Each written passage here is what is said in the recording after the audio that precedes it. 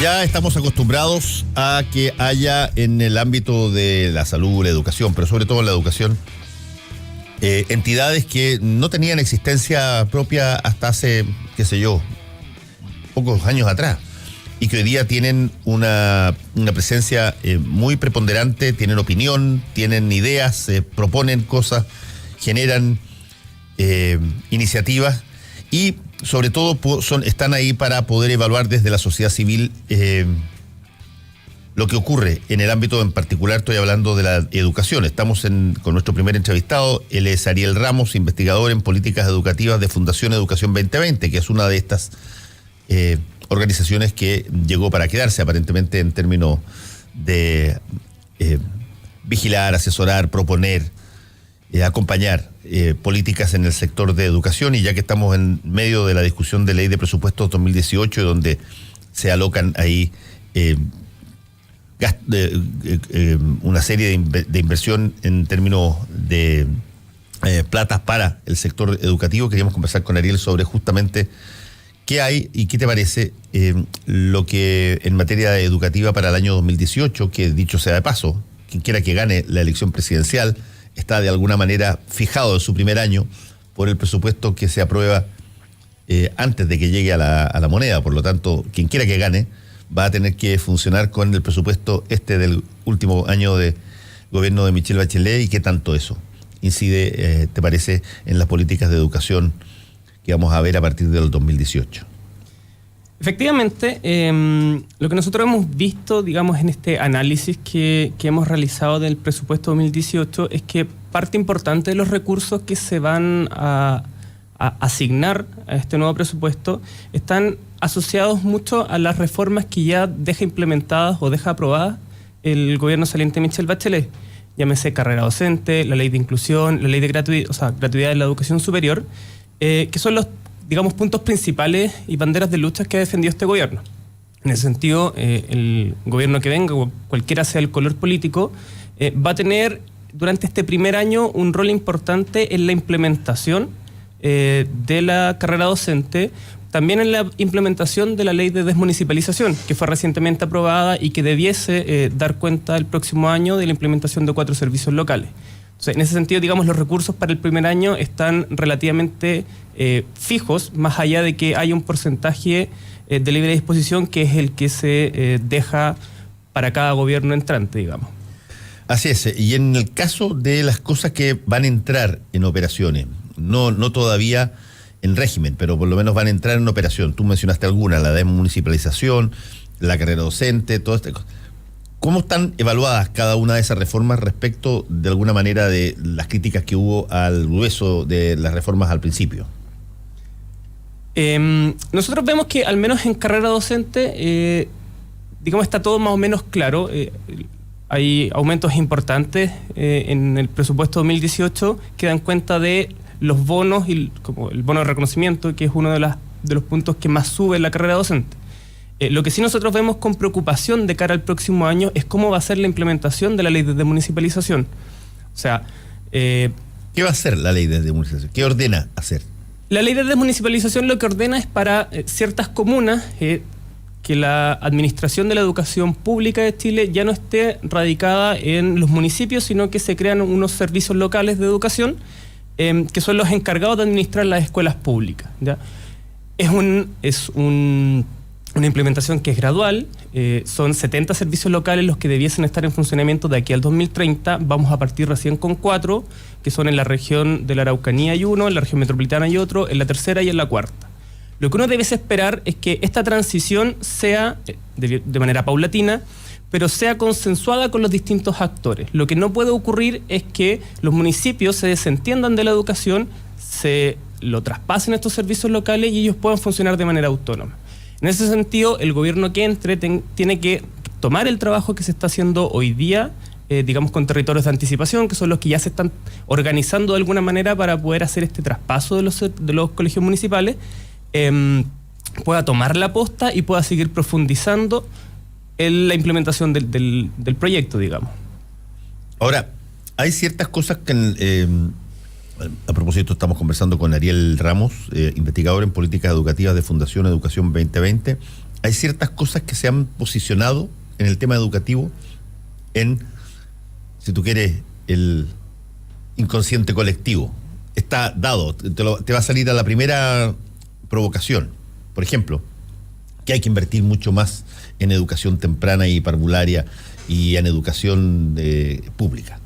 Esas cosas ya quedaron en un momento, porque no partió así el proceso y por lo tanto una de las críticas era que debiera ser partido con la educación pública y particularmente con la educación más temprana y parvularia.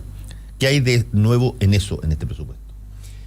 En el presupuesto, en general, lo que se ve en educación inicial, educación temprana, son los recursos que estaban comprometidos para el aumento en cobertura y el aumento de como los nuevos niños y niñas que entran al sistema, ¿ya? El gobierno de Michelle Bachelet prometió una cierta cantidad de jardines infantiles y hoy día lo que nosotros observamos es que esos recursos están siendo puestos en la mesa, ¿ya? Lo que sí vemos con preocupación es que adicionalmente a ese compromiso no hay nada más, ¿ya? Eso es como uno de los puntos que uno puede, digamos, levantar. Nosotros en el Plan Nacional que realizamos y que hemos venido trabajando durante todo este año, hacemos ciertas estimaciones respecto de cuáles debiesen ser las coberturas, o sea, hasta qué cantidad de niños y niñas debiésemos tener dentro de los jardines infantiles o centros de aprendizaje familiar, y también cuántas educadoras y técnicas se requieren. Lo que nosotros vemos es que hay que hacer un esfuerzo adicional al que se está haciendo de alrededor de $500 millones. Hoy día el presupuesto de educación inicial, tanto por la Subsecretaría de Educación Parvularia como por la partida de Junji, es de alrededor de $1.400 millones. O sea, no es menor, ¿eh? No es menor, digamos, es como un 25% más en un global para llegar a $2.000 millones, que es lo que se necesitaría, de acuerdo a nuestras estimaciones, para poder alcanzar las coberturas, digamos, en términos de el promedio OCDE, y también para alcanzar un estándar, que es la cantidad de educadoras y de técnicos que yo debiese tener para que hoy día los jardines infantiles no sean meras guarderías. ¿Ya? Lo que debemos nosotros avanzar hoy día, y que también muchos de los candidatos y candidatas hablan en esta campaña, es avanzar en calidad. Ya, pero, uno de los puntos que nosotros decimos es, bueno, ¿qué es calidad? ¿Ya? Una de las cosas que nosotros mencionamos en el Plan Nacional es que esto está ligado a que se aumente el número de educadoras y se aumente el número de técnicos, para que se puedan estimular de manera temprana ciertas habilidades en los niños y niñas. Estamos conversando con Ariel Ramos, él es investigador en políticas educativas de Fundación Educación 2020.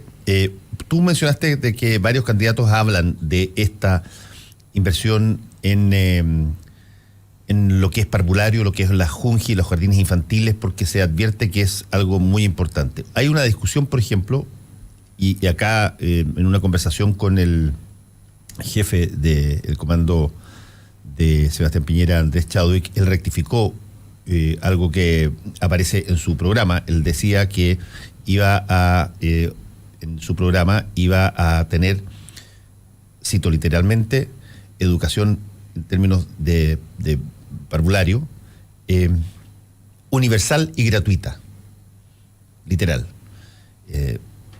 Conversamos acá, y la gente que escucha el programa se puede haber acordado. Yo le dije, a ver, si es que es universal y gratuita, si entendemos el castellano, universal es para todos y gratuita es gratis, no tiene que pagar nadie nada. Entonces dijo, no, es que no es así.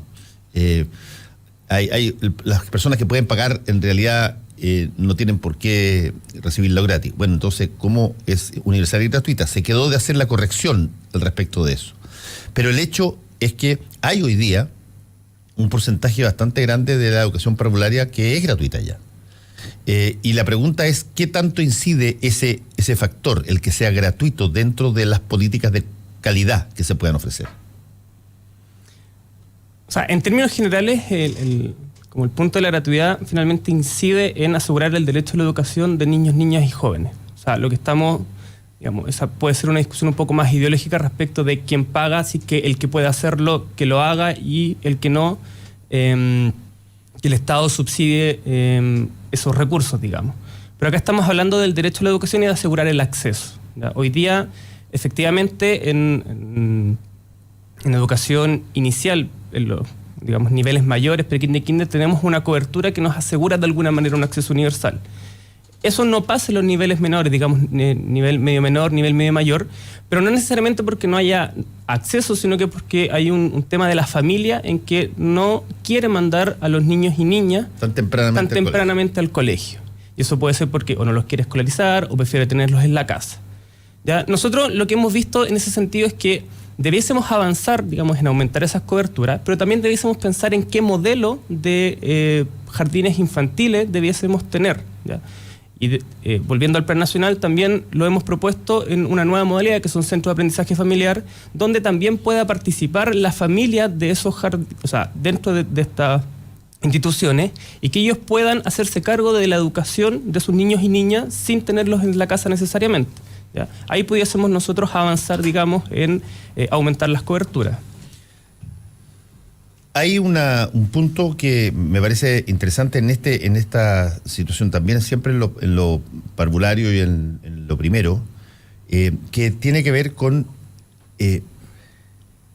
cuando se está señalando de que esta educación debería ser universal, es decir, hay una intención o una idea del Estado que las personas lleven muy tempranamente, como tú decías, a los hijos a una institución formal escolar desde pequeño, que en este caso abarca lo parvulario y posteriormente sigue con lo básico. Pero tú dijiste muy bien, muchos papás no quieren hacerlo. Los papás no quieren escolarizar, sienten que escolarizan tempranamente.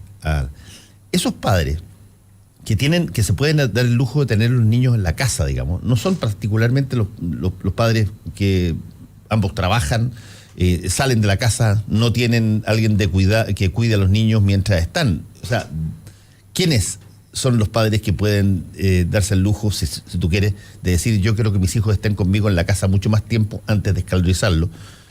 ¿Y quiénes son los que están donde la escolarización al final casi, tú lo dijiste también muy bien, puede actuar como una suerte de guardería, pero quizás para esas personas la guardería es un tema importante, digamos, donde quedan sus hijos porque no tienen recursos para poder contratar a alguien que vele por ellos mientras están trabajando. Entonces, ¿cómo se da esa diferencia en la sociedad? O sea, efectivamente, puesto así, uno lo que debiese ir a mirar, digamos, como para corregir, es cómo hoy día están pensados los jardines infantiles, digamos. O sea, los horarios que tienen, dónde están ubicados. Finalmente, si yo tengo un jardín que atiende entre 8 y las 5 de la tarde, tampoco se adapta mucho a las necesidades de, por ejemplo, dos padres que puedan estar trabajando. En ese sentido, nosotros también, dentro de este programa, que como programa de gobierno en educación que hemos estado trabajando en Educación 2020, también planteamos la necesidad de ir flexibilizando los modelos de atención de los jardines infantiles y poder también ajustarlos en los lugares donde están puestos y ajustarlos también en los horarios, de tal manera de que puedan recibir a los niños y niñas y no queden en sus hogares con el cuidado de algún abuelo o el cuidado de alguna otra persona. Sí. El otro tema que tarde o temprano se toca inevitablemente es el de la gratuidad universitaria. ¿Qué es lo que veríamos nosotros de nuevo en términos de la implementación tal cual como la va a dejar el gobierno de Michelle Bachelet y que se va a ver el 2018 en materia de gratuidad? Sí, aquí es una de las grandes críticas que uno puede hacer a las políticas de educación del gobierno de Michelle Bachelet, que tiene que ver con que la gratuidad hoy día no está asegurada por ley, sino que se discute año a año la ley de presupuesto. Eso a nosotros nos preocupa, puesto que queda a criterio del gobierno o de las necesidades, claro, de las mayorías de turno, cuál es el porcentaje de estudiantes que vamos a tener en gratuidad. En ese sentido, vamos a ver, tal como está ocurriendo este año, que se discute hasta qué decil voy a ir avanzando, que si incorporamos a instituciones técnicas con o sin fin de lucro, que por qué estamos privilegiando a las universidades estatales, que estamos haciendo discriminaciones arbitrarias, un sinfín de argumentos que pueden estar a favor o en contra de la gratuidad, pero que finalmente se discuten en la ley de presupuesto y no quedan en una ley, digamos, que establezca, de acuerdo a ciertos criterios, cómo se va a ir avanzando. ¿Ya? En ese sentido, nosotros pensamos que y lo hemos dicho varias veces en Educación 2020, que lo primero que se tuvo que haber hecho acá es ordenar la casa. O sea, dar un sistema en educación superior de aseguramiento de la calidad que haga o que determine el financiamiento de acuerdo a la calidad de las instituciones, que asegure la calidad en educación superior. Entonces, lo que vemos nosotros con preocupación es que nuevamente vamos a estar asignando ciertos recursos que probablemente de ciertos sectores que han anunciado como reserva de constitucionalidad puedan después ir al Tribunal Constitucional a impugnar ciertas glosas respecto de las asignaciones que puedan considerar arbitrarias, ¿ya? Nosotros desde ahí hemos sido como bien críticos respecto a hoy día cómo se está discutiendo y se está asignando gratuidad. ¿Cuál sería una potencial solución para que las personas no tuvieran que estar saltones todos los años respecto de si sus hijos van a pagar o no van a pagar en la universidad? ¿Qué debiera hacerse, tú dices? ¿Que un esquema plurianual o debiera establecerse por ley la gratuidad sin necesidad de revisión cada año, sino que a un determinado segmento, como se está haciendo ahora, 50, 60% eventualmente, a todo evento? ¿Cómo debería ser?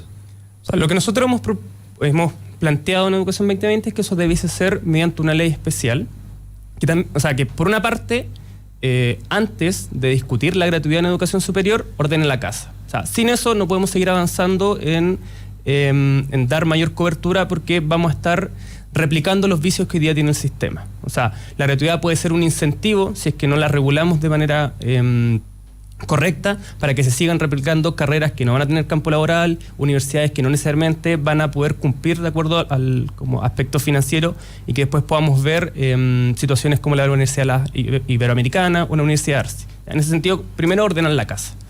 Una vez que esté eso, poder pensar en una ley que vaya estableciendo criterios claros respecto de cómo vamos a ir avanzando en gratuidad. Eso puede ser de acuerdo a claves como a temas macroeconómicos o a temas de avances progresivos que nos vayan asegurando que de aquí a un cierto tiempo podamos tener el 100% de digamos, estudiantes en gratuidad. Ahora, lo que nosotros hemos dicho es que de aquí al 2030 al menos no pareciera ser conveniente avanzar y hacia el 100%, sí quedarnos en un 60%, excepto decir que digamos lo que debiese llegar este año, atender en primera instancia la educación inicial, también hacernos cargo de educación escolar, el fortalecimiento de la educación pública, hacer programas de fortalecimiento de la educación pública en educación superior y después avanzar en gratuidad.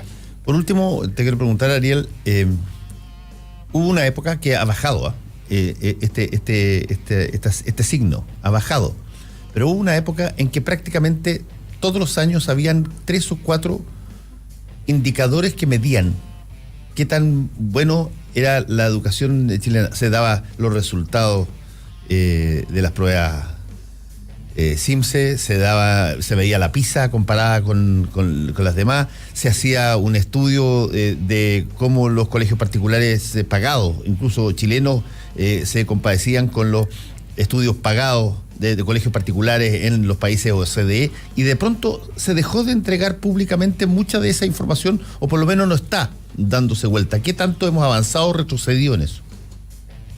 En los índices de llamemos así, análisis comparativo de la calidad escolar. De la calidad escolar. Bueno, es cierto que nos pegamos un salto hace ya un par de años, pero lo que nosotros hemos visto en estas entregas es que ese salto se ha ido de alguna manera estancando.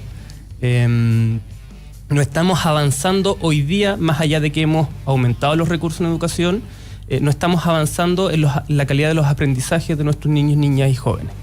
En ese sentido, lo que nosotros también hemos planteado es que ya no basta con hacer lo mismo, sino que se requiere urgentemente innovar en educación, innovar en la sala de clase, buscar metodologías distintas que puedan estimular los aprendizajes de nuestros estudiantes, de tal manera de que con los recursos que tenemos hoy día, haciendo estas cosas, podamos ir mejorando sus aprendizajes y mejorando los resultados que tengan, tanto en pruebas estandarizadas, en pruebas nacionales e internacionales, pero sobre todo que a ellos les motive ir a la escuela, les motive los aprendizajes y podamos estimular en ellos ciertas habilidades que el día de mañana les permitan afrontar la vida en sociedad. Eso es lo que a nosotros más nos preocupa hoy día. Por último, ¿tiene Educación 2020 una suerte de ventaja comparativa de acceso a las autoridades de educación, teniendo en cuenta que Adriana del Piano fue ejecutiva de Educación 2020 y trabajó mucho tiempo con ustedes? Como para canalizar cosas, como para llamar y decir, ¿saben qué? No sé, ¿son primos interpares o no son? O sea, hay cercanía, hay cariño de parte de varios, o sea, la gran mayoría de la gente que trabaja en Educación 2020, pero eso no nos pone en una situación de ventaja. Nosotros somos como también cualquier otra institución que aboga por mejorar la calidad de la enseñanza, no tenemos ciertos privilegios. En ese sentido nos comportamos de igual manera, vamos al Congreso, conversamos con todos los sectores, no necesariamente con el oficialismo, no necesariamente con el Ministerio de Educación, nos juntamos con otras organizaciones de la sociedad civil, generamos iniciativas que informen a la ciudadanía, que es también lo que a nosotros más nos interesa, y nos metemos también en la sala de clase trabajando con escuelas, precisamente en la implementación y el desarrollo de metodologías que puedan estimular los aprendizajes. Ariel Ramos, investigador en políticas educativas de Fundación Educación 2020, muchas gracias por haber estado con nosotros aquí. No, muchas gracias a ti por la invitación. Muy bien.